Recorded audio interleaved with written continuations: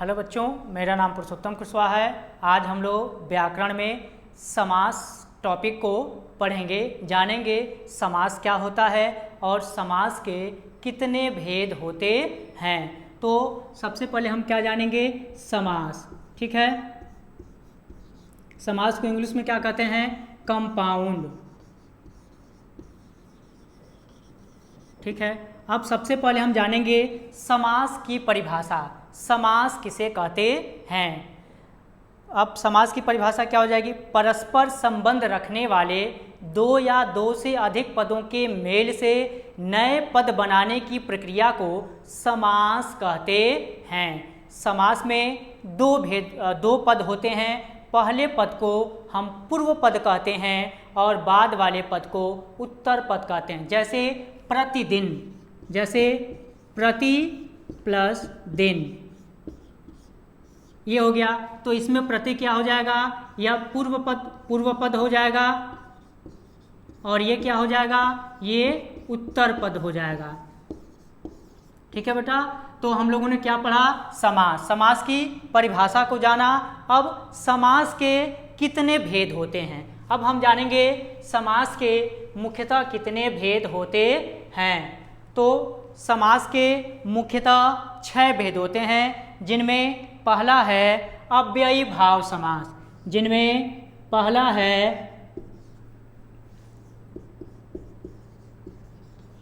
अव्ययी भाव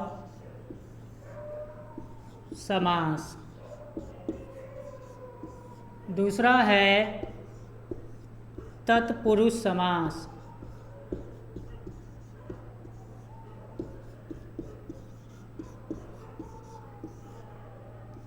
तीसरा है द्विगु समास,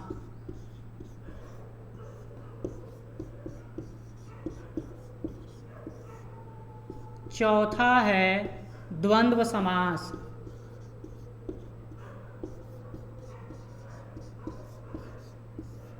पांचवा है कर्मधारय समास,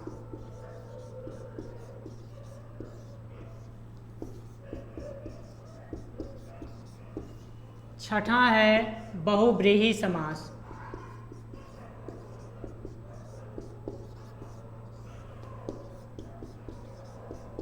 तो समास के मुख्यतः 6 भेद हो गए। पहला अव्ययी भाव समास, दूसरा तत्पुरुष समास, तीसरा द्विगु समास, चौथा द्वंद्व समास, पांचवा कर्मधारय समास और छठा हो गया बहुव्रीहि समास। अब हम जानेंगे अव्ययी भाव समास को। अव्ययी भाव समास किसे कहते हैं? तो अव्ययी भाव समास को जानने के लिए हमें सबसे पहले आवश्यकता है जानना अव्यय। अव्यय किसे कहते हैं? अव्यय किसे कहते हैं? अव्यय को हम अविकारी शब्द भी कहते हैं।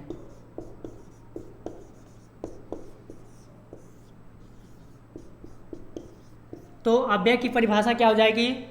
अव्यय शब्द वे शब्द होते हैं जिनमें लिंग, वचन, कारक के परिवर्तन होने पर भी उनमें किसी भी प्रकार का कोई परिवर्तन नहीं होता है। ऐसे शब्दों को अव्यय कहते हैं। जैसे यथा, यथा शब्द है। यदि यथा शब्द का हम वाक्य में प्रयोग करते हैं तो किसी भी सिचुएशन में इसमें कोई परिवर्तन नहीं होता है। पुल्लिंग के लिए भी यही रहेगा, स्त्रीलिंग के लिए भी यही रहेगा, एक वचन में के लिए भी इसी को प्रयोग करेंगे, बहुवचन में भी यही रहेगा। इसी शब्दों को हम क्या कहते हैं? अव्यय कहते हैं। यानी किसी भी सिचुएशन में उस पर कोई असर न पड़े, तो इसे हम अव्यय या अविकारी शब्द कहते हैं। अब डिफाइन करेंगे अव्ययी भाव समास को। इसकी परिभाषा हो जाएगी, जिस सामासिक पद में पहला पद अव्यय हो व सामासिक विग्रह करने पर पूरा पद अव्यय की तरह कार्य करे, उसे अव्ययी भाव समास कहते हैं। जैसे क्या हो जाएगा? यथा विधि। जैसे उदाहरण क्या हो जाएगा? फॉर द एग्जाम्पल, यथा विधि। इसमें 2 पद है, पहला पद यथा है और दूसरा पद क्या है? विधि है। तो यथा क्या है? ये अव्यय है। ठीक है, और यह अव्यय है। किसी भी सिचुएशन में इसका अर्थ परिवर्तन नहीं होगा। इसका सामासिक विग्रह क्या हो जाएगा? विधि के अनुसार। तो इसलिए क्या हो जाएगा, अव्ययी भाव समास। ऐसे अगला उदाहरण, यथाशक्ति, यथाशक्ति, इसका सामासिक विग्रह क्या हो जाएगा, सामर्थ्य के अनुसार। इस उदाहरण में भी पहला पद क्या है, पहला पद अव्यय है और सामासिक विग्रह करने पर पूरा पद क्या कर रहा है, अव्यय की तरह कार्य कर रहा है, इसलिए यहाँ पर क्या हो जाएगा, अव्ययी भाव समास हो जाएगा। ठीक है, तो हमने क्या जाना, अव्ययी भाव समास। अब दूसरा होता है तत्पुरुष समास।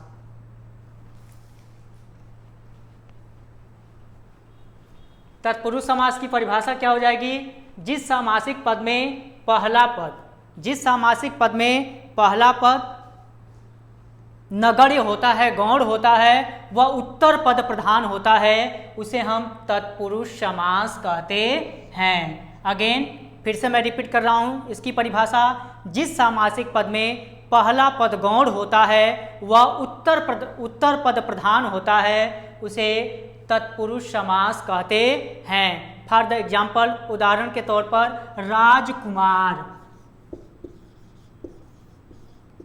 राजकुमार, ठीक है, इसका सामासिक विग्रह हो जाएगा राजा का कुमार। सामासिक विग्रह हो जाएगा राजा का कुमार। तो इसमें राज पहला पद है और कुमार क्या है, दूसरा पद है। तो इसमें पहला पद क्या है, गौण है और दूसरा पद प्रधान है, इसलिए यहाँ पर क्या हो जाएगा, तत्पुरुष समास। अब तत्पुरुष समास के 6 भेद होते हैं। पहला होता है कर्म तत्पुरुष समास, पहला होता है कर्म तत्पुरुष समास। जैसे उदाहरण क्या हो जाएगा, ग्रामगत, पहला होता है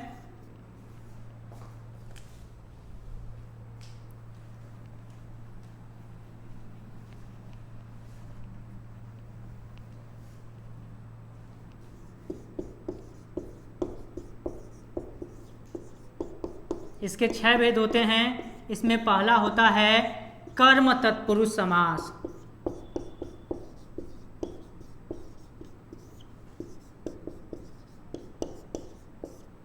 कर्म तत्पुरुष समास, इसका उदाहरण हो जाएगा विमान चालक, इसका उदाहरण हो जाएगा विमान चालक। इसका सामासिक विग्रह हो जाएगा विमान को चलाने वाला, विमान को चलाने वाला। अब यहाँ कर्म तत्पुरुष समास क्यों होगा, क्योंकि क्या है, यहाँ पर को परसर्ग का लोप हो गया है, इसलिए इस उदाहरण में क्या हो जाएगा, कर्म तत्पुरुष समास हो जाएगा। विमान चालक यानी विमान को चलाने वाला, इसमें को परसर्ग का क्या हो गया है, लोप हो गया है, इसलिए यहाँ क्या होगा, कर्म तत्पुरुष समास हो जाएगा। फिर ऐसे शरणागत, अगला उदाहरण इसका हो जाएगा शरणागत।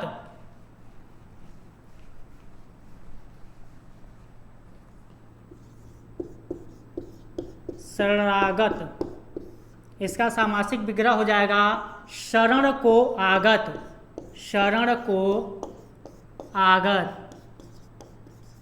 तो यहाँ भी क्या है, यहाँ भी को परसर्ग का लोप है, इसलिए शरणागत में क्या हो जाएगा, कर्म तत्पुरुष समास हो जाएगा। क्या हो जाएगा, कर्म तत्पुरुष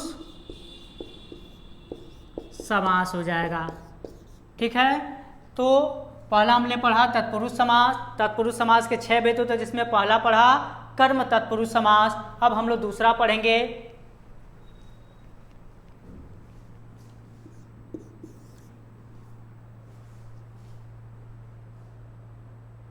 करण तत्पुरुष समास। दूसरा पढ़ेंगे करण तत्पुरुष समास। दूसरा पढ़ेंगे करण तत्पुरुष समास। इसका उदाहरण हो जाएगा जैसे तुलसी कृत, इसका उदाहरण हो जाएगा तुलसी कृत। सामासिक विग्रह हो जाएगा तुलसी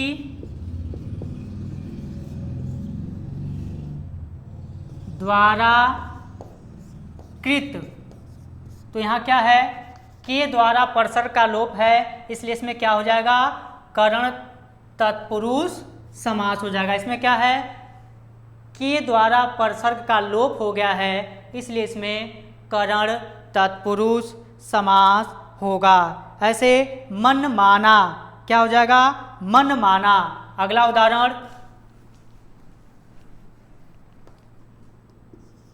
मन माना, इसका सामासिक विग्रह क्या हो जाएगा भाई, इसका सामासिक विग्रह हो जाएगा मन से माना, मन से माना।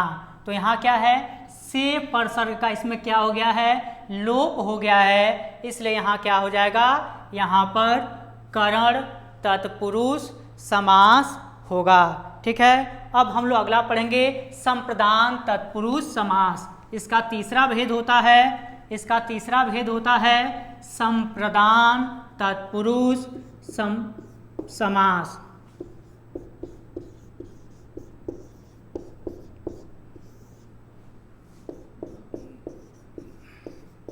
तीसरा भेद होता है संप्रदान तत्पुरुष समास। अब इसका उदाहरण क्या हो जाएगा संप्रदान तत्पुरुष समास का, जैसे गौशाला, क्या हो जाएगा, गौशाला। इसका सामासिक विग्रह क्या हो जाएगा भाई, इसका सामासिक विग्रह हो जाएगा गौ के लिए, गौ के लिए शाला। तो यहाँ क्या है भाई, यहाँ पर है के लिए परसर्ग का लोप हो जा रहा है, इसलिए यहाँ पर क्या हो जाएगा संप्रदान तत्पुरुष समास। ऐसे अगला उदाहरण, जैसे पुस्तकालय, अगला उदाहरण पुस्तकालय, इसका सामासिक विग्रह क्या हो जाएगा बच्चों, पुस्तक के लिए आलय, क्या हो जाएगा, पुस्तक के लिए आलय। यहाँ भी क्या है, के लिए परसर्ग का लोप है, इसलिए इसमें क्या हो जाएगा संप्रदान तत्पुरुष समास हो जाएगा। ऐसे अगला उदाहरण हो सकता है क्या, विद्यालय, विद्यालय का सामासिक विग्रह क्या हो जाएगा, अगला उदाहरण विद्यालय, विद्यालय का सामासिक विग्रह है विद्या के लिए, विद्या के लिए आलय। यहाँ भी क्या है बच्चों, यहाँ भी के लिए परसर्ग का लोप हो जा रहा है, इसलिए विद्यालय में क्या हो जाएगा संप्रदान तत्पुरुष समास होगा। अगला बेटा चौथा है अपादान तत्पुरुष समास। चौथा क्या है, अपादान।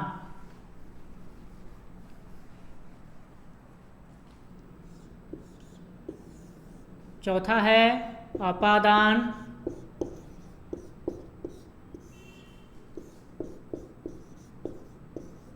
तत्पुरुष समास। अब अपादान तत्पुरुष समास का उदाहरण क्या हो जाएगा, इसका हो जाएगा जैसे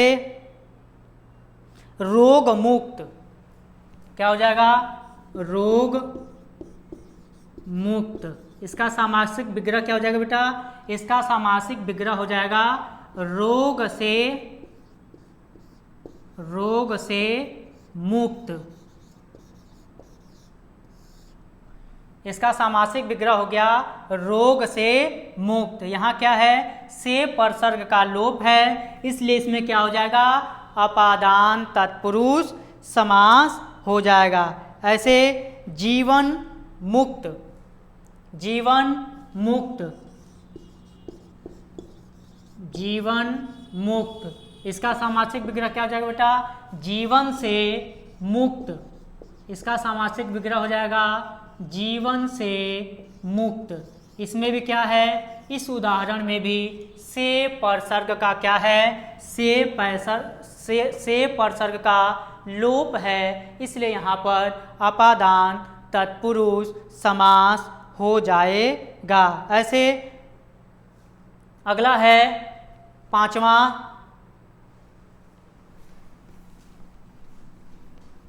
है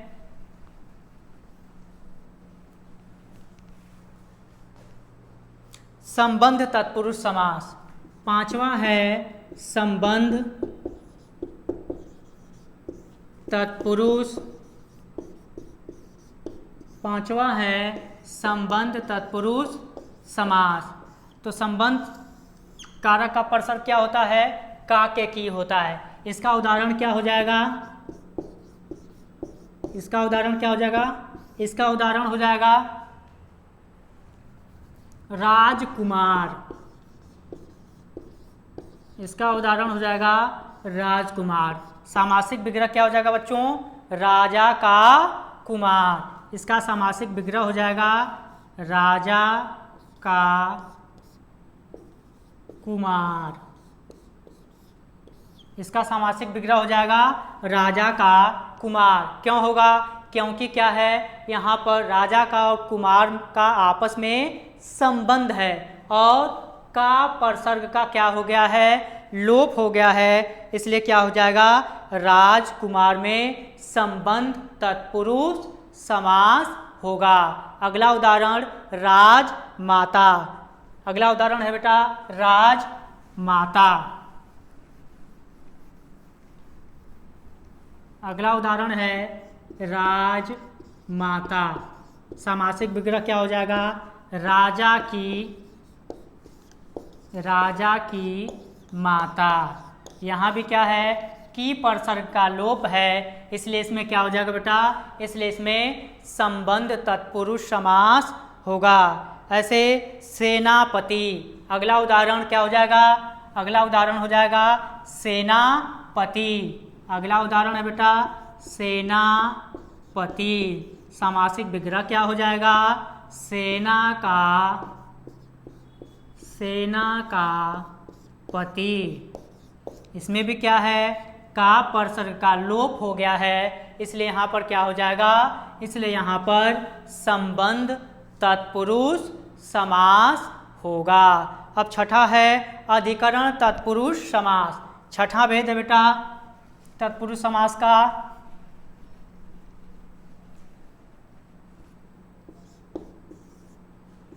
अधिकरण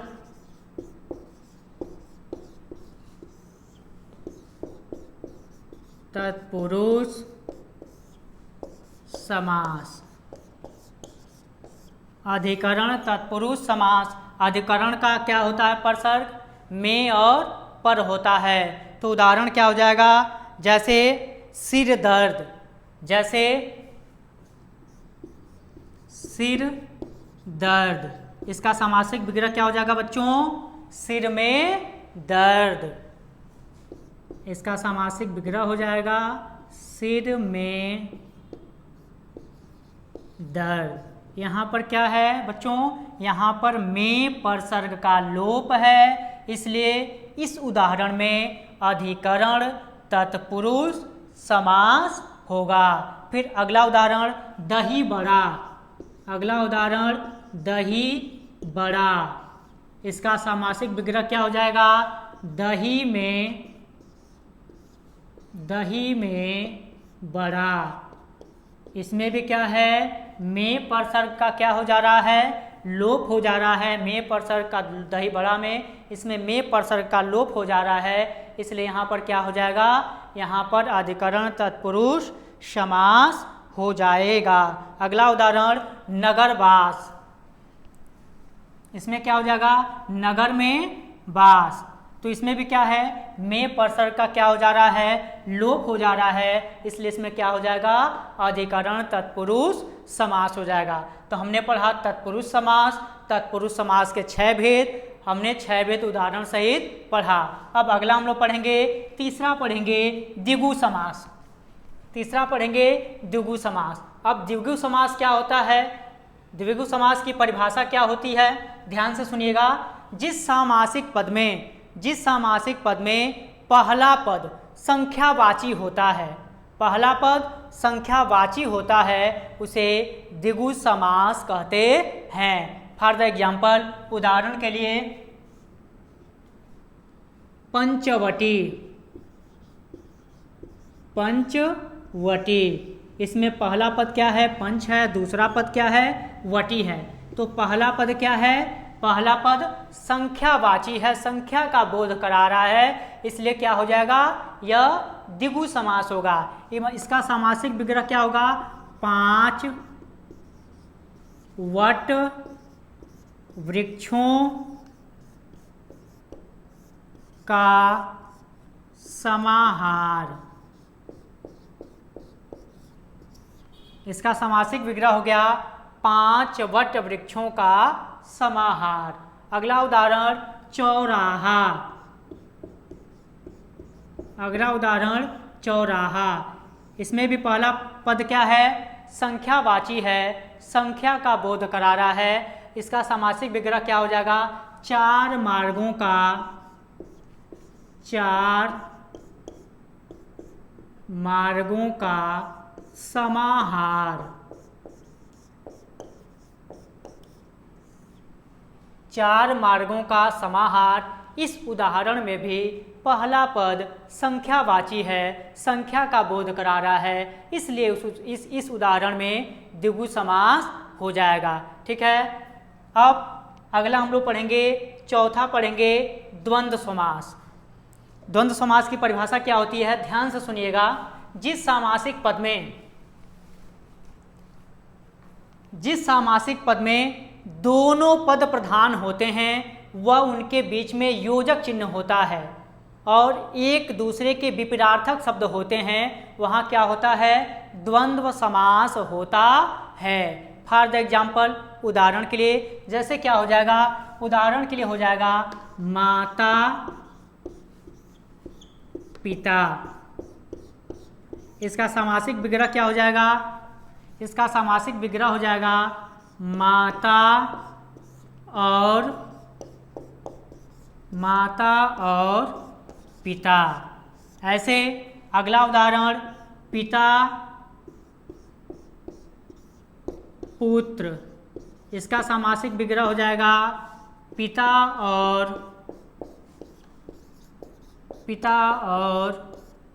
पुत्र। अगला उदाहरण दिन रात। सामासिक विग्रह क्या हो जाएगा बच्चों? दिन और रात। इसका सामासिक विग्रह हो गया दिन और रात। फिर राजा रानी। सामासिक विग्रह क्या हो जाएगा बच्चों? राजा और रानी। राजा और रानी। तो यह क्या हो गया? द्वंद्व समास हो गया। ठीक है, क्लियर हो गया द्वंद्व समास। फिर से परिभाषा मैं बता दे रहा हूँ, सुन लीजिए। जिस सामासिक पद में दोनों पद प्रधान होते हैं वह उनके बीच में योजक चिन्ह होता है, उसे द्वंद्व समास कहते हैं। ये शब्द एक दूसरे के क्या होते हैं? अपोजिट होते हैं, विपरीतार्थक होते हैं। पहचानने का ट्रिक है द्वंद्व समास का। ठीक है बेटा। अगला है कर्मधारय समास। अगला है कर्मधारय समास। अब हम जानेंगे कर्मधारय समास किसे कहते हैं। अब हम जानेंगे कर्मधारय समास किसे कहते हैं, उसकी क्या परिभाषा होती है कर्मधारय समास की। तो कर्मधारय समास की परिभाषा क्या होती है? ध्यान से सुनिएगा।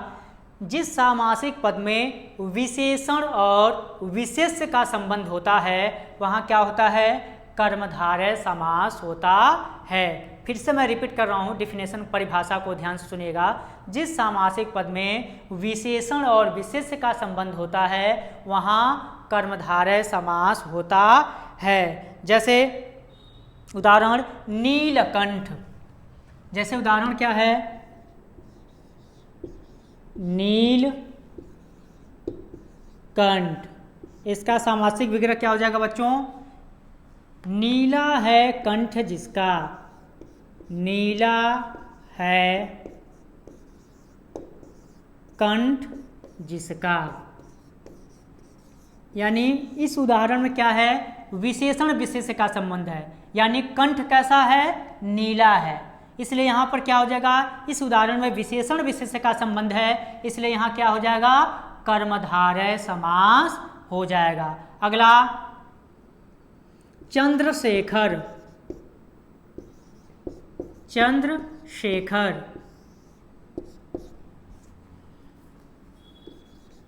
चंद्रमा हैं शिखर पर जिसके, शिखर पर जिसके,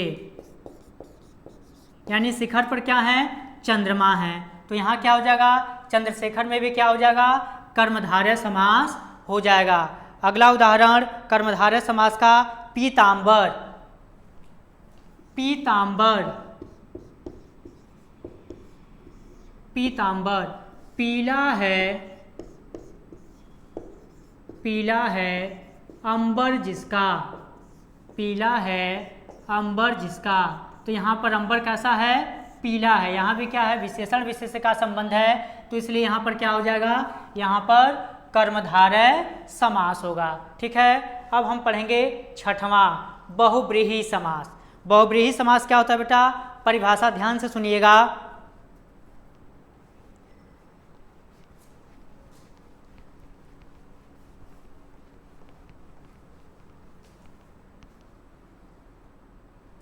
जिस सामासिक पद में दोनों पद प्रधान न होकर, यानी ना पूर्व पद प्रधान होगा ना उत्तर पद प्रधान होगा, जिस सामासिक पद में दोनों पद प्रधान न होकर किसी तीसरे पद की ओर इशारा करते हैं, वहाँ पर कोई तीसरा पद आता है, उसे बहुब्रीहि समास कहते हैं। जैसे उदाहरण क्या हो जाएगा, नीलकंठ को ही देख लीजिए, नीलकंठ यह कर्मधारय भी है और बहुब्रीहि भी है। अब हम क्या करेंगे, इसका सामासिक विग्रह करेंगे। नीला है, नीला है कंठ जिसका, अर्थात शिव, यानी यहाँ पर क्या है, तीसरा पद आ गया, इसलिए यहाँ क्या हो जाएगा, बहुब्रीहि समास हो जाएगा। ऐसे उदाहरण देखिए, दशानन, 10 हैं आनंद जिसके, अर्थात रावण। ऐसे अगला उदाहरण लंबोदर, ऐसे अगला उदाहरण है लंबोदर, लंबोदर, इनका सामासिक विग्रह क्या हो जाएगा बच्चों, लंबोदर का, लंबा है उदर जिसका, लंबा है उदर जिसका, अर्थात क्या हो जाएगा, गणेश, अर्थात क्या हो जाएगा, गणेश जी हो जाएंगे। तो क्या हो जाएगा, यहाँ पर भी क्या है, तीसरा पद प्रधान है, इसलिए यहाँ पर क्या हो जाएगा, यहाँ पर बहुब्रीहि समास हो जाएगा। ऐसे चंद्रशेखर, चंद्रमा है शिखर पर जिनके, अर्थात कौन हो जाएंगे, भगवान शिव, अर्थात शंकर। तो यहाँ पर तीसरा पद प्रधान हो रहा है, कोई तीसरा पद आ जा रहा है, इसलिए यहाँ पर क्या हो जाएगा, बहुब्रीहि समास होगा। तो बच्चों आज हम लोगों ने क्या किया, आज हम लोगों ने समास को अच्छी तरीके से पढ़ा। समास किसे कहते हैं, समास के कितने भेद होते हैं, उदाहरण सहित हमने आपको समास यहाँ पे पढ़ाया।